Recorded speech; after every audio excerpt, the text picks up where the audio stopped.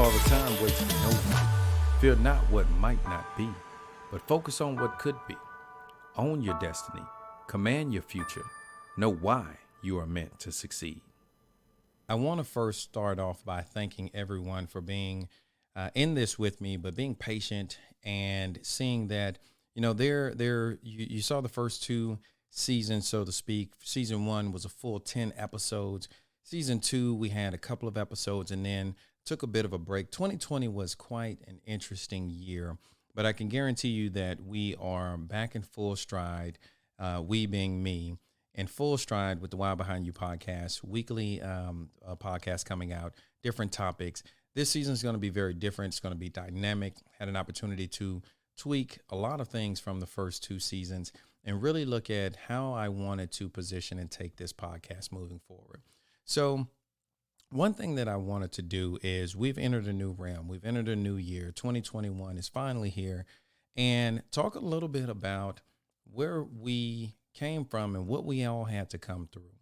And it really made me think about this, and I dug really deep into the thought processes behind this podcast, but talking about the ability to be more proactive versus being reactive. And actually, all the struggles, all of the strife, all of the interesting and intense experiences that I experienced, but also all of those around me, and just seeing the things that we experienced in 2020. It was an interesting year. And I think it tested us to levels that we had not been tested before. 2020 was a year that exploited the what if scenario in every possible way. It was a year of not wanting to ever ask that question, what's next, right? Regardless of who we were, who we knew, or what circumstances were present, 2020 felt like the year that something bad was always lurking around the next corner. You know, I joke with some friends and I talk about how, 2020 was that year that, let's say, best put it, 2020 was the guy in the bar that said, hold my beer and watch this, right? It's like you don't know what is going to happen, but it's probably not going to be something that is desired. I mean, it exposed just how fragile many foundations were, including personal relationships, friendships, personal and professional business, and many things of the like. I mean, hell, we had a lot of businesses that were having to furlough workers or cut salaries or slash benefits, and worst of all, even having to close their doors. And you see the long lines of people that are in unemployment or people that are at food banks, and just the tough times that we're going through as a society. So to say that it was a tough year is an understatement of the millennium, I feel. I mean, that's putting it as light as could possibly be.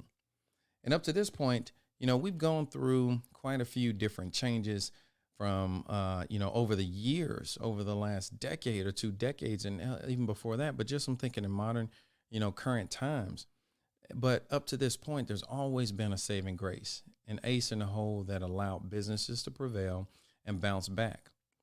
But as we're in the middle of a raging pandemic, each day the numbers continue to grow higher. We set new records. And we're in the midst of an already fragile situation left very little room for error for an aftermath like what we experienced by society shutting down, right? And many people will ask, is that the best thing to do? Did we take the right steps? Were we too aggressive? Were we not aggressive enough? But it really had a significant impact on each and every one of us in our own unique ways and in a lot of similar ways. But it's very hard to plan for a situation like this. No one could have gone into 2020 saying, oh, I know that this is going to be a rough year to levels that we've never experienced. No one could say that.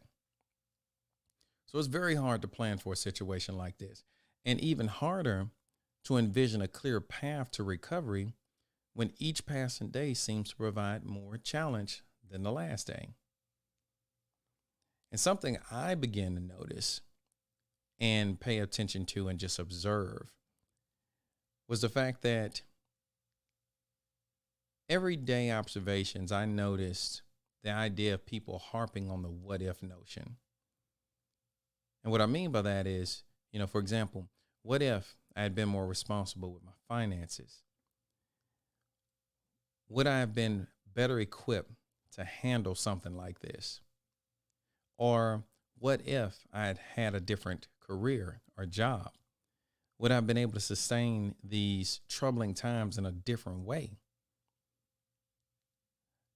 Or you ask, what if I hadn't lived to the extremes that I have? Would I have been able to maintain a safety net that would have softened the financial blow I'm experiencing right now? The very interesting thing is that you cannot go back in time and change or influence the what if scenario. What if is akin to the hindsight is 2020 mindset. There's always greater clarity or more scrutiny placed on the decisions that we made prior to our current situation in time. We can always look back and say, I should have done this, or I should have thought about that. Or you can always look back and pressure test more than you would have when you're in the thick of what you're going through. But let's face it, no one had a crystal ball that could have predicted any of 2020, and to a lesser degree, the lasting ripple effects of the impact of 2020. But I think one of the things that we all have to ask ourselves is, did the 2020 experience cause us to be more reflective on how we approach everyday life? Did you, and I'm speaking specifically to you, and I look in the mirror and ask myself this question as well, did you evaluate yourself to understand if your everyday perspective was more proactive or reactive? John C. Maxwell once said, and I quote, if you're proactive, you focus on preparing. If you're reactive, you end up focusing on repairing. How many of us are in the repairing phase? And that's kind of a trick question, because every one of us is in a repairing phase to some degree. But the question is could that have been lessened with different or better life decisions prior to 2020, or prior to any point, or even within 2020? Could we have, looking back, done anything differently to ease the burden and the load that we experienced during the year and even as we're coming out of it? I stumbled upon some research as I was going through my thoughts for this podcast, and I stumbled upon some research from the Kaleidoscope Group, which discusses the point that the reaction takes into consideration the desired outcome of the interaction, which could be either positive or negative. But a response is engineered to produce a positive or negative outcome. Simply put, reacting is emotional, responding is emotional intelligence. If we break that down into fragments, reactions are like knee-jerk responses, right? And they're not always predictable, which makes the outcome more unpredictable. But if you think about the art and the idea of responses, they're the exact opposite, because they are planned, they're more prepared, and they're more consistent, which allows you or allots you the opportunity to have a more predictable outcome. So as we think about the context of today's podcast and today's segment, proactive is equal to emotional intelligence. It's strategic, it's methodical, and it's more prepared. If we're reactive, it's more of an emotional response. It's more variable. It's inefficient, it's irregular, and oftentimes unprepared.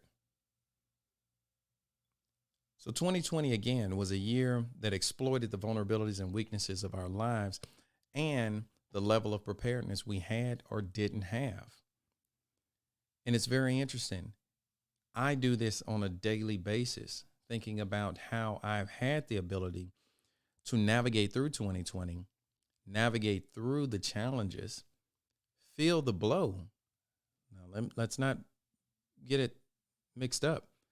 I definitely felt the significant impact of 2020, but it made me think about how to navigate and do things differently.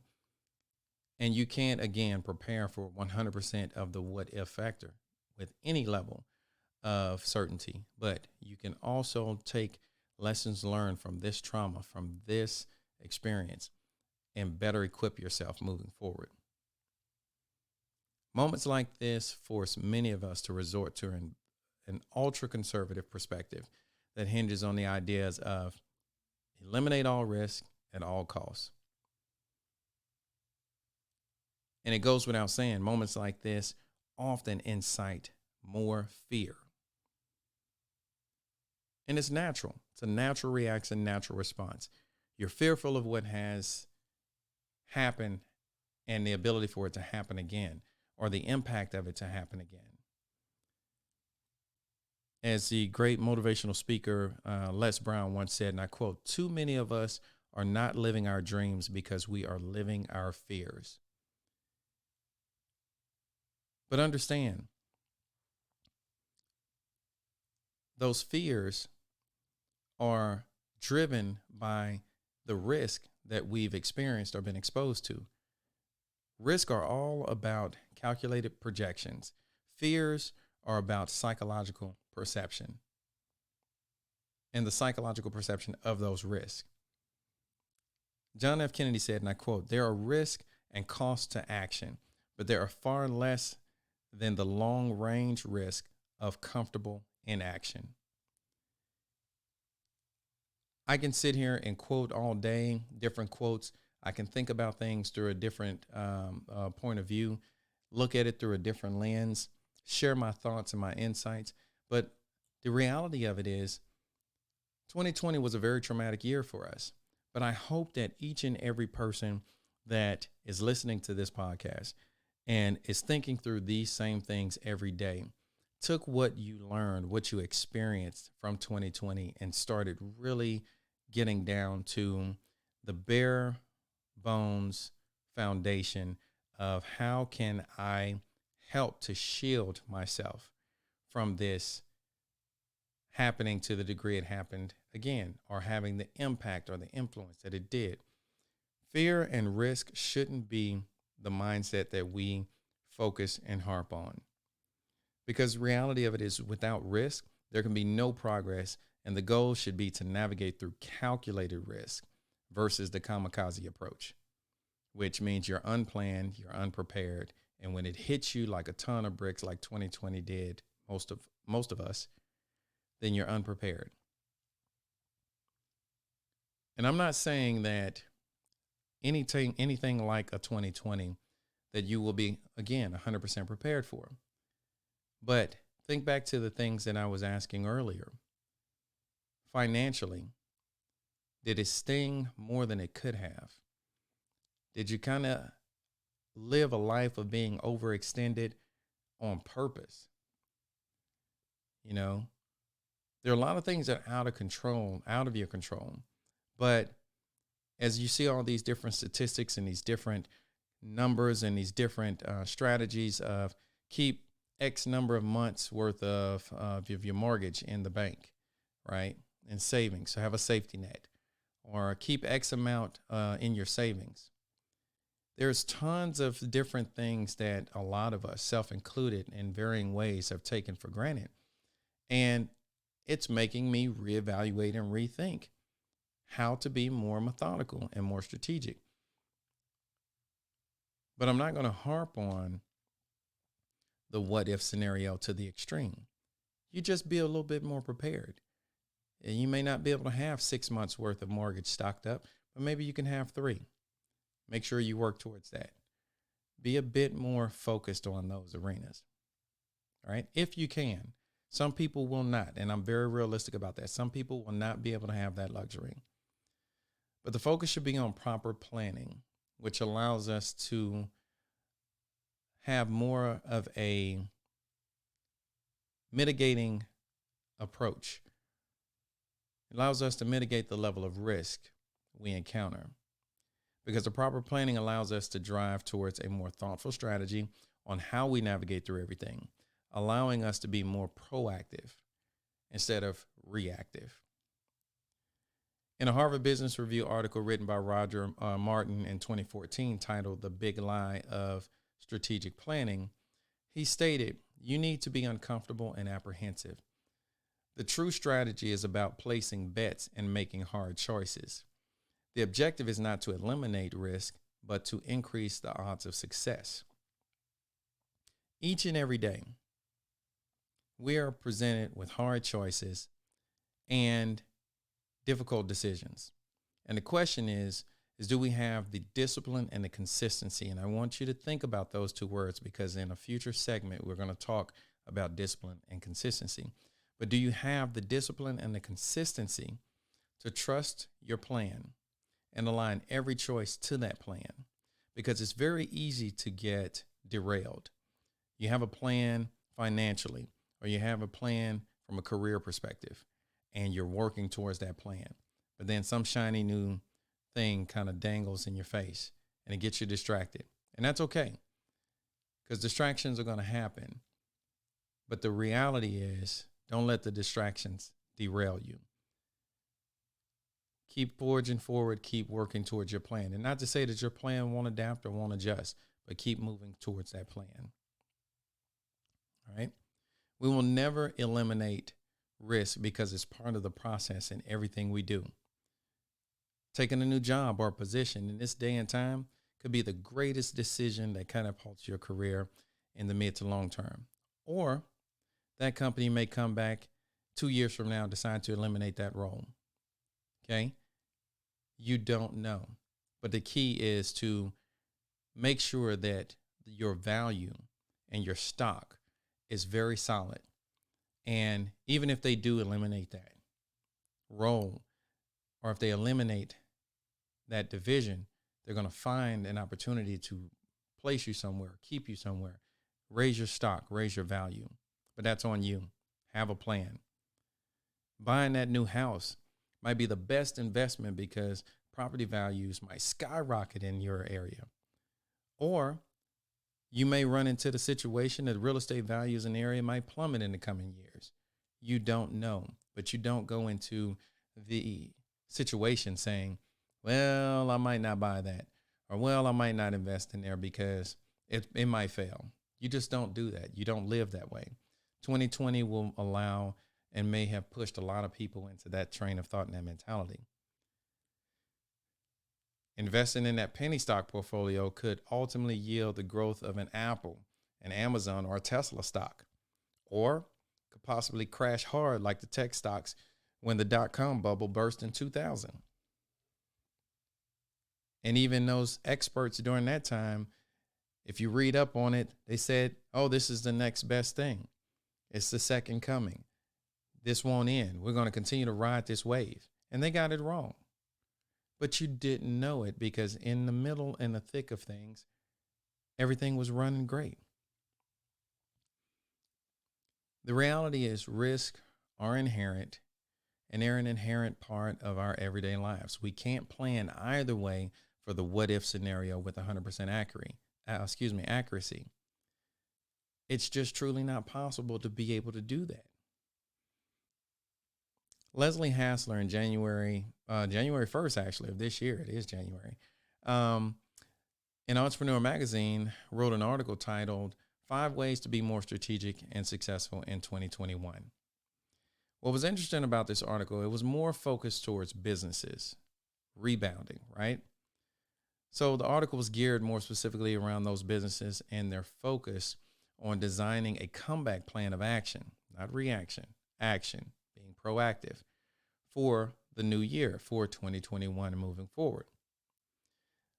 Leslie made some great points. I don't personally know her, but I had a great time reading her article. And I suggest if you're a business owner or even just an individual person, go and read the article. It's really good. Again, it was in Entrepreneur Magazine this January, by Leslie Hassler. But she said that situations, or in this situation, or this point of topic, the year 2020, thrust business owners from acting with strategic intentions to reacting to curveballs, right?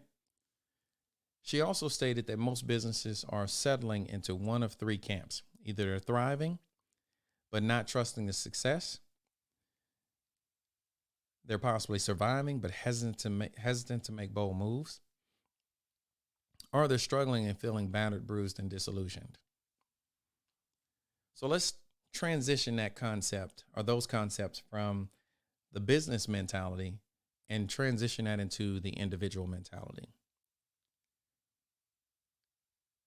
So are you as an individual thriving, whether it's personally, professionally, career-wise? Did you get a promotion?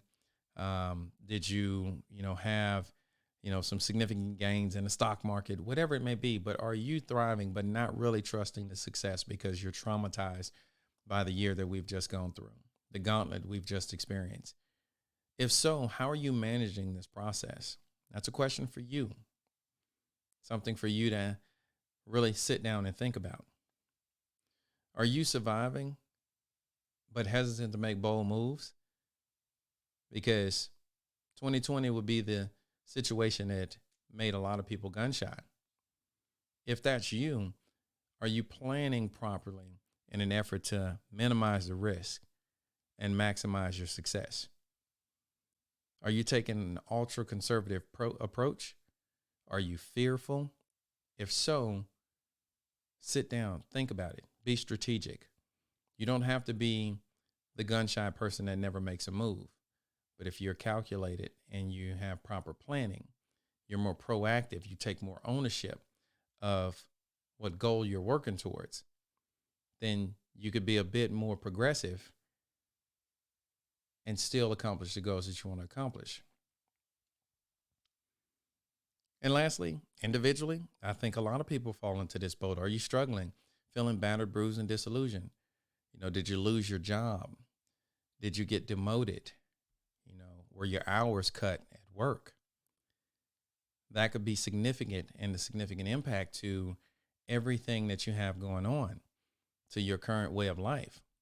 So as you think about those things, what's your plan to overcome the trauma or the setbacks of 2020 so that you're able to succeed to newer heights or different heights in 2021?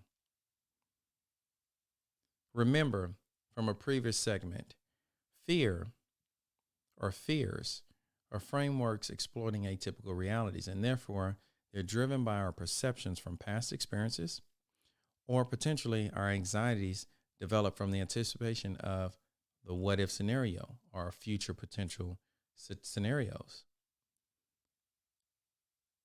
Fear creeps in a lot of different ways. And we talked about that in this previous segment, but it comes back in again, especially after a trauma or a traumatic event such as 2020. Fear, it's expected. But don't let 2020 ingrain the thought or the concept of fear in any aspect of your mental or physical being moving forward. Okay? So as we continue along this talk track and this process around the individual, I'm going to convert the topic even further to another layer deeper of the discussion around this article from Leslie and be more specific to the individual. How will you use the lessons learned from 2020 to reinvent your mental and physical self in 2021? How will you define your growth and your success? And these are only questions that you can answer. But I'm the type of person that, as I think about these things, and I'm not asking you all to do anything or think about anything that I haven't thought about, because I ask myself these same questions, but I break it down and I get very granular. What is success?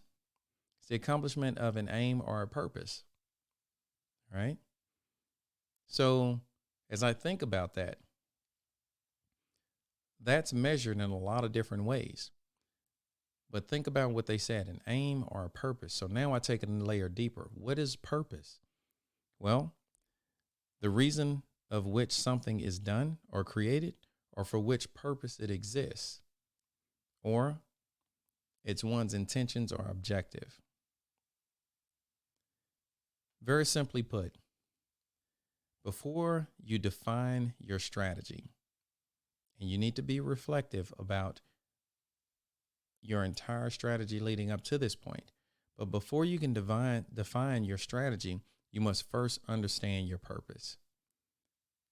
Last year should have forced each and every one of us to redefine our purpose.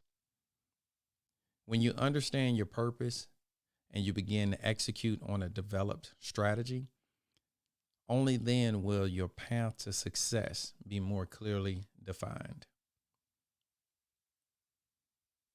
John F. Kennedy once said, and I quote, "Efforts and courage are not enough without purpose and direction." To everyone listening here, I think it goes without saying, we have all been put through a very challenging time over the last 12 months. I think that we have all experienced and we've all reacted and responded in very different ways. But to say that anyone has walked through the gauntlet of 2020 and not experienced some challenge, some strain, some hardship, some pressure, or what have you, would be a misfire. But one thing that I can say is each and every one of you, and myself included, we're standing here today in 2021, made it through the fire, made it through the smoke, we made it through all the flames, and you're still standing. So take the opportunity to reevaluate yourself, reevaluate your purpose, reevaluate your goals. Identify and enhance your purpose and continue to push forward. Reinvent yourself. This is a greater opportunity than any ever to do that. Focus on where you can do things that you have wanted to do, or focus on those things that you want to continue doing, but enhance them and make them even more robust. But ultimately, at the end of the day, don't be the person that's sitting back and reacting to a situation once it's already unfolded. Take the opportunity to be proactive, to be progressive, to be intentional, be purposeful about how you plan to do things differently with a fresh start after coming through such a challenging time. This new year, this new start, this new opportunity allows for an opportunity for a new and reinvigorated you. Thank you for tuning in to another episode of The Why Behind You. I hope you were able to gain additional insight and perspective from this week's discussion. If you felt this topic was a benefit to you, please hit subscribe to this podcast and share this message with others that may benefit as well. Please feel free to email me your comments and suggestions at you@thewhybehindyu.org. I hope you have a great rest of your day and week, and I look forward to seeing you on next week's episode of The Why Behind You.